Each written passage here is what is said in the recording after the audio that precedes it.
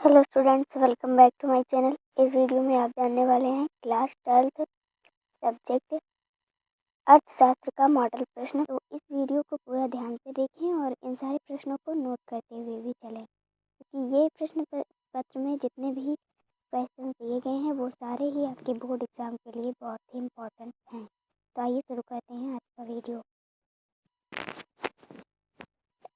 सबसे पहले समय आपको मिलेंगे 3 घंटे 15 मिनट और पूर्णांक जो है आपके प्रश्न पर हैं। निर्देश में दिया है सभी प्रश्न अनिवार्य हैं। प्रश्न पत्र के निर्धारित अंक उनके सम्मुख अंकित हैं। प्रश्न संख्या 1 से 10 बहुविकल्पी प्रश्न हैं जिनका केवल सही उत्तर अपनी उत्तर पुस्तिका में लिखना है। यानी कि सबसे पहले आपका जो 100 नंबर दिया है पूर्णांक, तो उसमें से 10 नंबर जो हैं वो आपके बहुविकल्पी प्रश्न होंगे। उसके बाद दिया है प्रश्न संख्या 11 से 18 तक अतिलघु उत्तरीय प्रश्न हैं जिनका उत्तर आपको देना है 50 शब्दों में। और उसके बाद है प्रश्न संख्या 19 से 24 तक लघु उत्तरीय प्रश्न हैं जिनका उत्तर 150 शब्दों में लिखना है। उसके बाद प्रश्न दिया है प्रश्न संख्या 25 से 27 दीर्घ उत्तरीय प्रश्न हैं जिनका उत्तर 300 शब्दों में लिखना होगा। तो आइए देखते हैं अब अगला प्रश्न क्या है। सबसे पहले आता है बहुविकल्पी प्रश्न।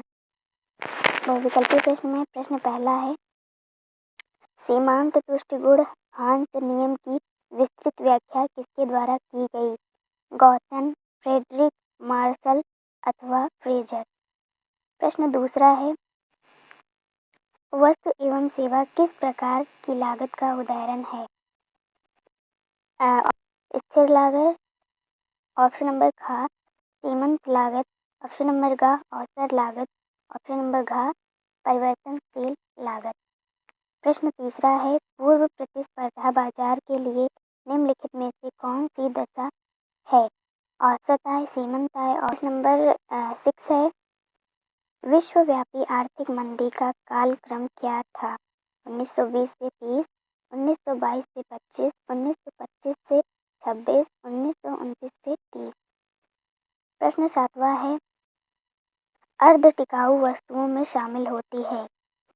ऑप्शन नंबर का क्रॉकरी, खा रेफ्रिजरेटर, गा वातानुकूलित, घ उपर्युक्त सभी।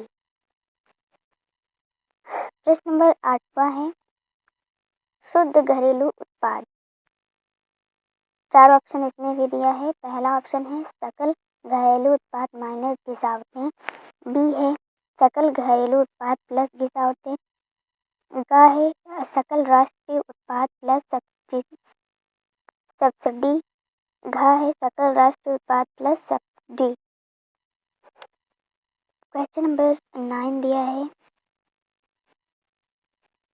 चालू खाते में सम्मिलित विभिन्न आर्थिक सौदों में शामिल होते हैं सेवाओं का निर्यात, वस्तुओं का आयात, अनिश्चित हस्तांतरण, ये सभी। प्रश्न नंबर 10वां है, गैर योजनागत व्यय में किसे शामिल किया जाता है?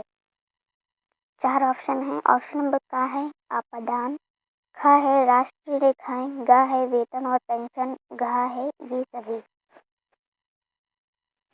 अब आते हैं अतिलघु प्रश्न। अतिलघु प्रश्न में प्रश्न 11वां है, औसत आय की गणना किस प्रकार की जाती है?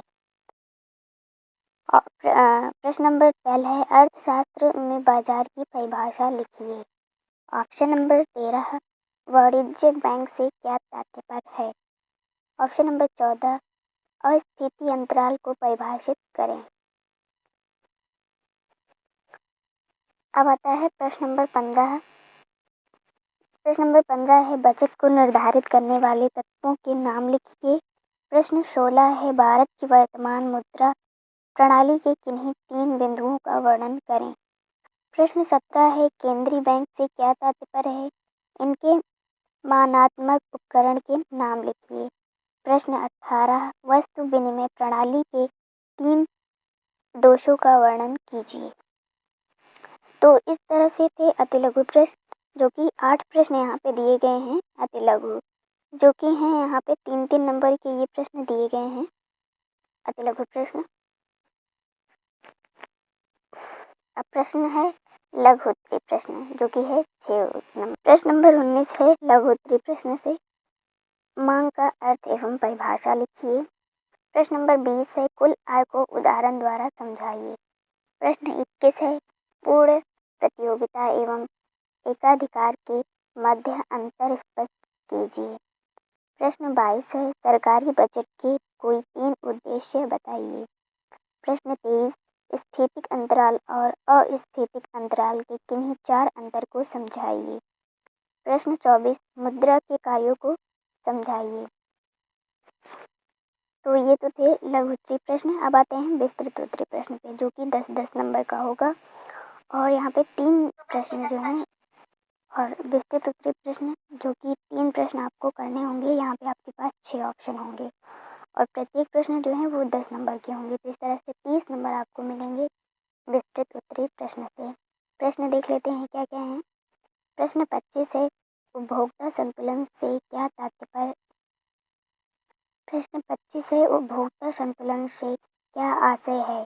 तटस्थता वक्र विश्लेषण से उपभोक्ता का संतुलन समझाइए। अथवा यहाँ ऑप्शन 1 है प्रतियोगिता के आधार पर बाजार के वर्गीकरण की विवेचना कीजिए। तो विस्तृत उत्तरीय प्रश्न में आपको एक ऑप्शन मिलेंगे, आपको 2 में प्रश्नों में से किन्हीं एक का उत्तर देना होगा, जिससे आपको 10 नंबर मिलेंगे। प्रश्न 26 है फ्लक्स की प्रतिशत अथवा अनुपातिक विधि को समझाइए। अथवा उच्चतम कीमत सीमा और न्यूनतम कीमत सीमा के अर्थ और निहितार्थ समझाइए। प्रश्न 27 है औसत और सीमांत लागत में संबंध रेखा चित्र के माध्यम से स्पष्ट कीजिए। अथवा आय में परिवर्तन के कारण एक वस्तु की मांग पर पड़ने वाले प्रभाव समझाइए।